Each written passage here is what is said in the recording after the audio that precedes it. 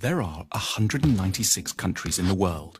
25 of them are very rich, defined as having an average wealth per person of over $100,000 a year. They are. But far more countries are quite poor, and some, which we're considering here, are very, very poor. These are the 20 poorest countries in the world, where the per capita wealth is under $1,000 a year, or under $3 a day.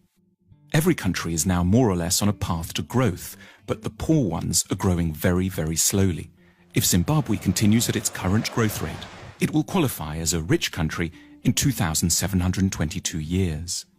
What we want to know in this film is why some countries prosper and others stagnate, so that we can understand what rich countries are doing right and get a better grip on the challenges and hurdles facing poor countries. There are basically three factors that determine whether a country will be rich or poor. The first is institutions. Institutions are beyond important. Broadly speaking, rich countries have good institutions and poor ones have very, very bad ones. The correlation between poverty and corruption is direct. The richest countries in the world are quite simply invariably also the least corrupt ones. And the most corrupt countries are also the poorest. When countries are corrupt, they can't collect enough taxes to get the good institutions they would need to escape the poverty trap. Half of the wealth of the world's poorest 20 countries goes into offshore accounts. Lost revenues in these countries totals between $10 and $20 billion a year.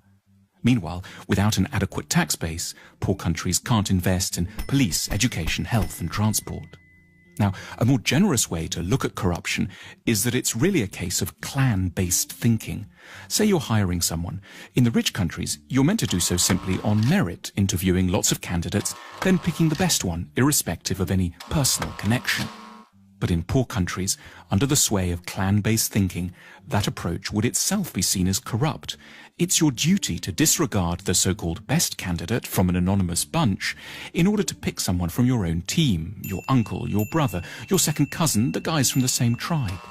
As a result, poor countries don't allow themselves access to the intelligence and talent of the whole population. There's a second thing that keeps countries poor: culture. What goes on in people's minds, their outlooks and beliefs.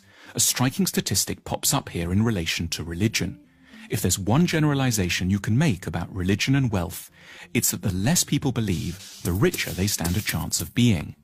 19 of the richest countries in the world have 70% or more of their populations saying that religion is not at all important to them.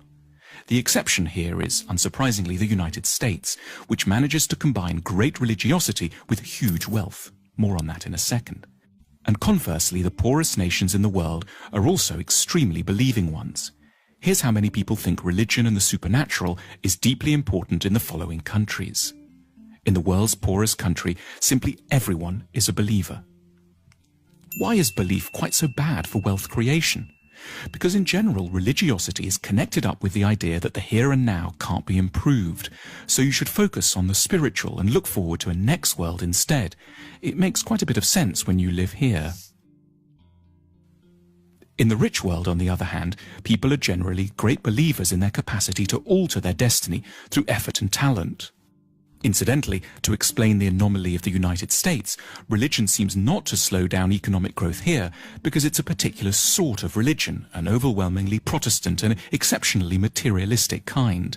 The American God doesn't want you to think of building the New Jerusalem in the next world. He wants it here and now, in Kansas or Houston.